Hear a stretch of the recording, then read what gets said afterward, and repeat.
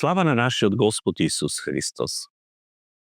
Петар и неговите пријатели дефинитивно имале неуспешна ноќ. Не уловиле ништо. Работеле цела ноќ напорно, уморни и разочарани си ги плават мрежите, а нивната екзистенција е доведена во прашање. Едва и чека да довршат со работата и да појдат малку да се одморат. И токму во тој момент Исус влегува во коработ на Петар. Замислете, вие кои сте експерти во својата професија, има денови кога ништо не ви оди од рака и доаѓа некој проповедник, влегува во вашиот кораб, односно канцеларија или работилница и ви вели дека треба да се обидете уште еднаш. Но овој пат да ги фрлиш подлабоко мрежите, односно ви кажува како да си ја сработите вашата добро позната работа. Каква би била вашата реакција? Бог влегува во коработ на Петар кога тој доживеал неуспех, кога бил уморен и несигурен за својата екзистенција.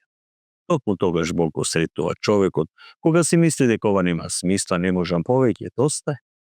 Но мора да признаеме дека начинот на кој Петар се однесува кон Господ е посебен. Имено Петар не одговара бунтовно, арогантно. По неговото однесување можеме да препознаеме три работи. Пред се вера, да се направи она што Господ го бара од нас, верување дека она што за човекот е неможно, за Бога е можно. Затоа и ќе каже: Учителе, цела ноќ се трудевме, ништо не уловивме, но по Твоја волја ќе ја фрлам мрежа. Тој поседувал и сила да се подигне од својата немоќ и тогаш кога е изморен. И трето, имал понисност, која прифаќа дека сепак Бог знае подобро од нас. Денешниот човек, како и Петар, живее во свет на експерти и планови.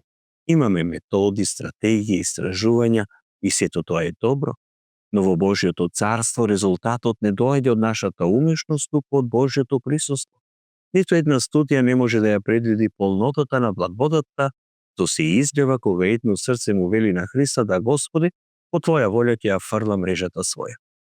Бог не повикува секогаш на големи потези, понекогаш не повикува само да се вратиме во коработ, да ги фрлиме мрежите подлабоко, да се обидеме повторно, и токму тогаш, при повторниот обид, се случува чудото. Затоа, кога ќе се најдете со празна мрежа в раце, не плашете се од новиот повик на Господ. Може би токму тогаш во длабочината на вашата немоќ ќе го доживеете изобилството на Неговата милост. И кога ќе го слушнете во срцето гласот што вели: заплови во подлабокото и фрли ги мрежите, да не се двоумиме, да му дозволиме на Господ да влезе во нашиот кораб, во нашиот живот и семејство. Да не се плашиме да ги фрлиме подлабоко мрежите, да не се плашиме подлабоко да навлеземе во животот со Христос, да запловиме со Него во немирно море. Токму таму се крие животот во изобилство. Кога ќе му кажеме: Господи, по Твоја волја ќе ја фрлам мрежата, тогаш ќе започне чудесниот улов и чудесната авантура на живот со Христос.